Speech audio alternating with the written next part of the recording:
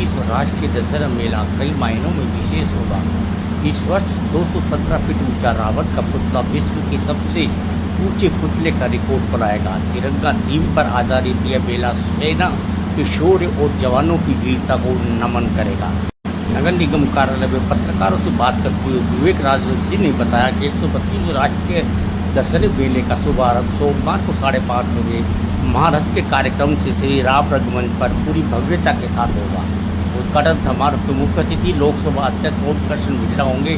कार्यक्रम में शिक्षा मंत्री मदन दिलावर, ऊर्जा मंत्री हिरालाल नागर, विधायक शांति धारीवाल समेत कई जनप्रतिनिधि होंगे। इससे पूर्व सोमवार को सुबह 9 बजे आसा माता जी की पारंपरिक रीति रिवाज से पूजा होगी और इसी दिन रात 8 बजे श्री राम रंगमंच पर श्री राघवेंद्र कला संस्थानों के कलाकारों द्वारा रामलीला का शुभारंभ होगा।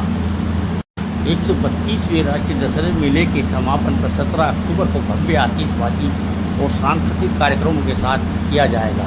उन्होंने कहा कि कम रुझान वाले कार्यक्रमों को स्थगित किया गया है, जबकि नए और जनता से जुड़े कार्यक्रम को जोड़ा गया है। इस बार राम बारात होगी। अभी पूर्व राम बारात बनाने के लिए लोकसभा स्पीकर ओम बिरला की व्यक्तित्व रूप से प्रयास कर उनकी मंशा के अनुरूप राम बारात के आयोजन के लिए सामाजिक धार्मिक संस्थाओं से विचार विमर्श किया गया है। राम बारात देखने के लिए आने वाले शहरवासी को शोभा यात्रा में शामिल हो इसके प्रयास भी किए जाएंगे। पहली बार दशहरा मैदान परिसर उद्घाटन के दिन से ही उपलब्ध हो जाएगा। ऑपरेशन सिंदूर की समर्पित करते हुए इस बार मेला प्रांगण को तिरंगे की थीम पर सजाया गया है। सभी दुकान और झूलों पर भी तिरंगा की थीम के बैनर लगाए जाएंगे। मेला परिसर में देशभक्ति की मूर्तें नजर आएंगे। Light and show sound show का शुरुआत भी होगा। इस वर्ष 11 से 13 अक्टूबर तक लगातार 3 दिन तक लाइट एंड साउंड शो का आयोजन किया जाएगा। करीब 30 मिनट के इस शो में संगीत रोशनियों की जुगलबंदी दर्शकों को विस्मित कर देगी। 16 अक्टूबर शाम को 7 बजे ड्रोन शो आयोजित होगा। प्रस्तावित ड्रोन शो असंख्य ड्रोन एक साथ आसमान में उड़ान बनकर विभिन्न सांस्कृतिक आकृतियाँ बनाएंगे। वहीं मेला अधिकारी ने बताया कि मेले को आयोजन को लेकर समस्त मेला समिति नगर निगम प्रशासन पूरी मदद करने के लिए तत्पर जुटा हुआ है। इसके बावजूद भी कोई कमी रहती है तो जनता के सुझाव सदैव आमंत्रित है। राष्ट्रीय दशहरा मेला केवल सांस्कृतिक कार्यक्रम भर नहीं है, ये हमारी संस्कृति का अंग है और संस्कृति संस्कारों से ही आगे बढ़ती है। सोशल मीडिया के दौर में मेले और त्योहारों की इस संस्कृति को बचाएंगे। क्योंकि पहले के समय मैं जहाँ तक समझता हूँ ये दशहरा मेला बाकायदा राम कथा का जो डिपिक्शन होता था, उस समय टीवी नहीं हुआ करता था और सारे लोग मिलके उसको देखते थे और देखते थे तो उसे आगे की पीढ़ी में समझते थे कि भगवान राम के किस तरह क्रियाकलाप रहे हैं। आज चल रहा है और हम उम्मीद करते हैं जब तक ये संस्कृति रहेगी तब तक ये चलता रहेगा। तो हम सबका दायित्व है इस मेले का इस तरह करें ताकि आगे की पीढ़ियों को कुछ दे सकें। साथ ही 132वां राष्ट्रीय दशहरा मेला कोटा कल दिनांक 22 सितंबर को तक होने वाला है।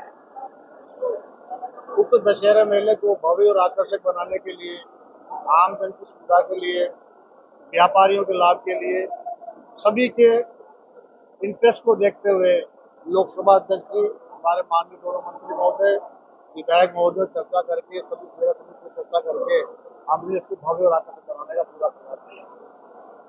गत 15 वर्षों से व्यापारियों की पानी की समस्या थी। इस वर्ष पानी की टंकी बनकर तैयार है। उस पानी की टंकी से ही व्यापारियों को पानी मिलने वाला है। कच्ची दुकानों में डस्ट होने की समस्या थी, उसके लिए हम 1.5 करोड़ रुपए से इंटरलॉकिंग लगाने का कार्य हमारा अंतिम चरणों में चल रहा है। पुराने व्यापारियों की रामजन्म की मांग थी कि मेले का स्वरूप जो पूर्व में 4 दीवारी बनने से पूर्व था वैसा स्वरूप होना चाहिए। हमने उसका प्रयास करके अब की बार किशोरपुरा दरवाजे के बाद से मेले को प्रारंभ करके श्रीरी चौराहे तक इस रोड को भी मेले का पार्ट बनाया है और फेज 2 में सर्कस, साथ में 400 दुकानें लगने वाली है, झूले भी लगने वाले हैं। तो मेले के स्वरूप को हमने लगभग 1.5 गुना पिछले वर्ष से 1.5 गुना हमने अब की बार मेले के स्वरूप को बढ़ाया है। मेले में कम से कम 10-12 झूले गत वर्ष से परिवर्तित होकर नए झूले आने वाले हैं। भव्य राम मंदिर बनने वाला, जिसका स्वरूप आपको अयोध्या में भगवान श्री राम का जो मंदिर है ऐसा स्वरूप नजर आएगा। इसके अलावा श्रीनाथ जी का मंदिर बनने वाला है। एक फिश एक्वेरियम, जल परी, 3-4 महिलाएं जल परी बन के एक्वेरियम में तैरती हुई आपको नजर आएंगी। इस तरह के बहुत सारे नए नए भव्य आकर्षण आपको मेले में देखने को मिलेंगे। हमारा ऐसा मानना है कि मेले में यदि नए नए हम परिवर्तन जन भावनाओं के अनुरूप, जन आकांक्षाओं के अनुरूप नहीं करेंगे तो लोगों का रुझान मेले की तरफ नहीं होगा।